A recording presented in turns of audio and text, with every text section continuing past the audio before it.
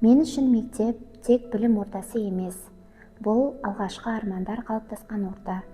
Дәл осы мектеп қабырғасында ұстаз болуға деген қызығушылығым оянды. Ұстаздарымның әрбір сабағы, әрбір ақыл-кеңесі менің болашақ таңдауыма бағыт берді. Осы жерде қазақ тілі мен әдебиетіне деген сүйіспеншілігім артты. Әдеби шығармалар арқылы ой-өрісім кеңейіп, сөз өнерінің құдіретін терең сезіндім.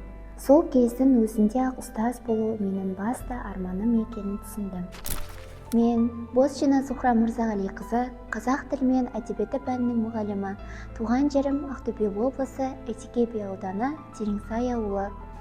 Алтын ұя мектебімді 2019 жылы аяқтап, сол жылы Құдайберген Жұбанов атындағы Ақтөбе өңірлік мемлекеттік университетіндегі қазақ тілі мен әдебиеті мұғалімдерін даярлау мамандығына оқуға түстім.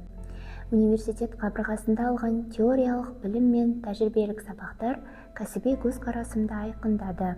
Студенттік шақта өз-өзімді дамытуға, ізденуге, шығармашылықпен жұмыс істеуге ерекше мән бердім.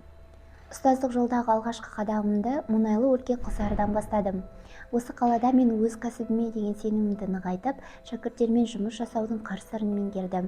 Шәкірт жетістігі ұстаз мерейі демекші, оқушыларым түрлі аудандық, облыстық деңгейдегі жарыстарға барып жүлделі орындарды иеленді. Бүгінде сол бала күнгі арманымның жетегінде жүріп, жас маман ретінде білім беру саласында еңбек етіп келемін. Сабақ барысында түрлі әдіс-тәсілдерді қолданып, оқушылардың қызығушылығын арттыруға және белсенділігін дамытуға баса назар аударамын. Менің педагогикалық ұстанымым білім беруде заманауи әдіс-тәсілдерді тиімді қолдана отырып, қазақ тілі мен әдебиетіне қызығушылығы жоғары, өз ойын еркін жеткізе алатын, ұлттық рухы биік шәкірт тәрбиелеу.